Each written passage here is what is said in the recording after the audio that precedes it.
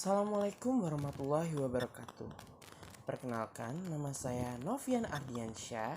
Saya mahasiswa dari Program Studi Ilmu Komunikasi, Fakultas Ilmu Sosial dan Ilmu Politik, Universitas 17 Agustus 1945 Surabaya. Di sini, saya akan menjelaskan tentang apa itu teori postmodern. Teori postmodern biasanya disebut dengan postmodernitas atau postmodernisme. Bisa juga disebut dengan teori sosial postmodern. Istilah dari postmodern sendiri adalah post yang berarti sesudah dan modern yang berarti up to date atau masa sekarang. Jika digabungkan, postmodern adalah sesudah sekarang atau melampaui masa sekarang. Apa sih postmodernitas? Postmodernitas adalah menunjuk pada periodisasi waktu antara era modern dengan era postmodern, yang berarti pada masa tradisional menuju ke masa modern lalu menuju ke masa postmodern itu sendiri. Terdapat pembagian waktu pada postmodernitas ini. Selain pembagian waktu, ternyata ada pembagian karakter khusus pembeda antara periodisasi dengan postmodernitas. Dan inti dari postmodernitas sendiri adalah menuju kepada waktu, ada periodisasi. Kapan sih era postmodern ini terjadi? Menurut Jean Baudrillard, era ini di mana konsumsi lebih masif ketimbang produksi. Era ini terjadi pasca Perang Dunia Kedua pada tahun 1950, lalu welfare state atau negara kesejahteraan. Memunculkan banyak kelas menengah baru yang segera terintegrasi dengan budaya konsumsi. Ingat teori Veblen tentang kasus menengah sebagai leisure class. Lalu, menurut Anthony Giddens, era di mana produksi informasi lebih masif ketimbang produksi manufaktur atau benda. Era ini terjadi pada akhir tahun 1970-an ketika raksasa komputer Amerika Serikat, IBM, memperkenalkan internet pada publik. Lalu, istilah postmodernisme adalah menunjuk pada produk-produk budaya yang hadir di era postmodern. Dimulai ketika pada tahun 1975 Charles A. Cheng menulis buku The Language of Postmodern Arsitektur, sekaligus menerapkan gaya arsitektur yang jauh berbeda dari arsitektur sebelumnya. Salah satu contoh bangunan yang dibangun oleh Charles Cheng menurut teknik postmodern adalah bangunan bizarre arsitektur, di mana bangunan tersebut seperti bangunan yang tidak jadi atau belum sepenuhnya selesai dikerjakan. Jika dilihat dari dunia arsitektur, bangunan ini merupakan seperti bangunan runtuh yang belum jadi atau belum selesai. Bisa dilihat pada era tradisional dan era modern. Cara membedakan arsitektur tradisional, modern, dan postmodern. Untuk arsitektur tradisional memiliki contoh seperti rumah-rumah adat yang ada di Indonesia. Beberapa contohnya adalah rumah joglo, rumah panggung, dan rumah di Toraja. Rumah joglo yang berada di Jawa, dia menapak pada tanah dan dibangun dengan pilar-pilar pada sudut-sudutnya. Menggunakan full dengan kayu mulai dari pilar hingga seluruh bangunan.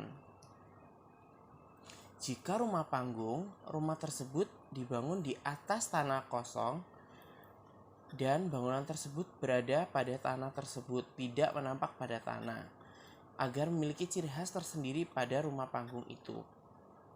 Dan jika rumah Toraja, dia memiliki atap yang moncong seperti huruf V, Dia juga seperti rumah panggung berada di atas tanah, tidak menapak pada tanah. Jika rumah bangunan arsitektur modern, rumahnya hampir sama semua, dapat dilihat pada masa sekarang. Pada perumahan-perumahan yang ada di Indonesia merupakan bangunan infrastruktur dari arsitek modern, di mana rumahnya itu memiliki kesamaan dari depan, belakang rumah, atap, semua dapat dilihat memiliki kesamaan. Selain perumahan, apartemen juga didesain dengan arsitektur modern, di mana semua bilik kamarnya sama dan seragam semuanya. Sekalipun adanya tower tersebut akan sama dengan tower-tower yang lainnya. Berikut juga desain-desain ruangan-ruangan yang ada di apartemen tersebut.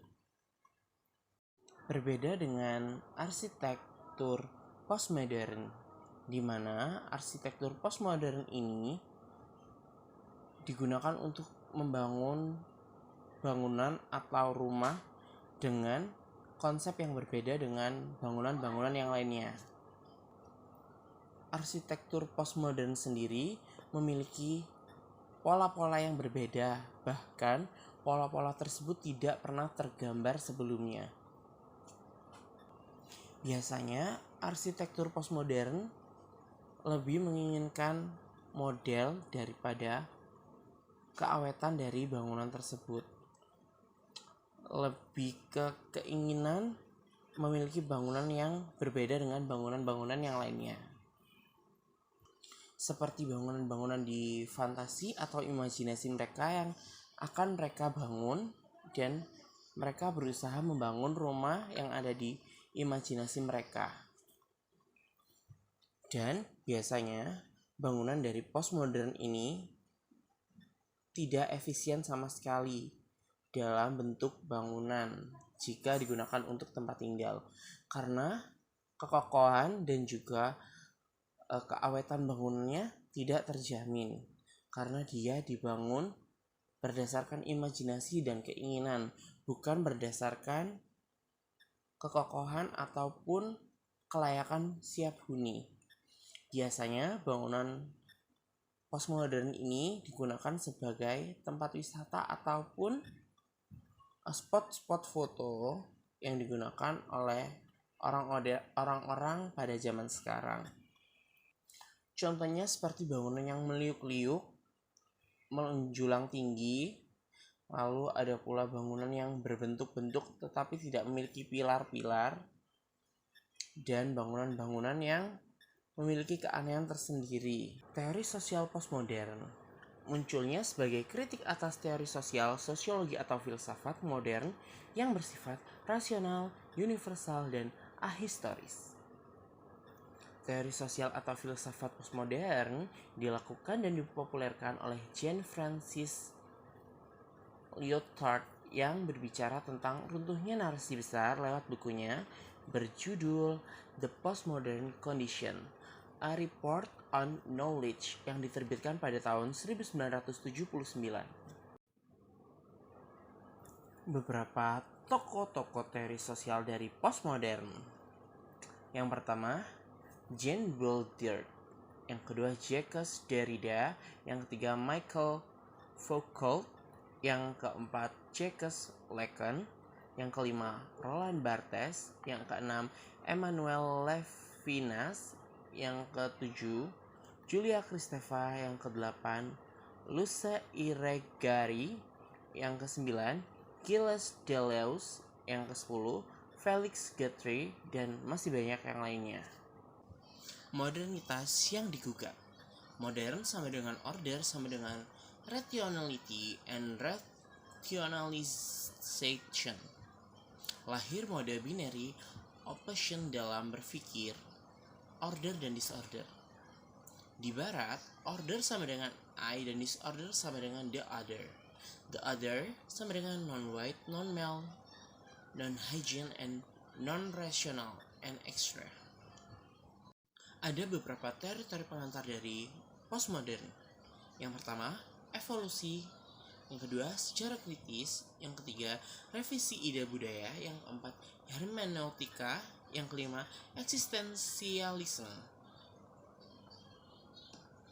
Konsep dasar postmodernisme: penolakan pada semua narasi besar, semua kebenaran terkait dengan konstruksi sosialnya, de-centered self, multiple conflicting identities, mass mediated reality.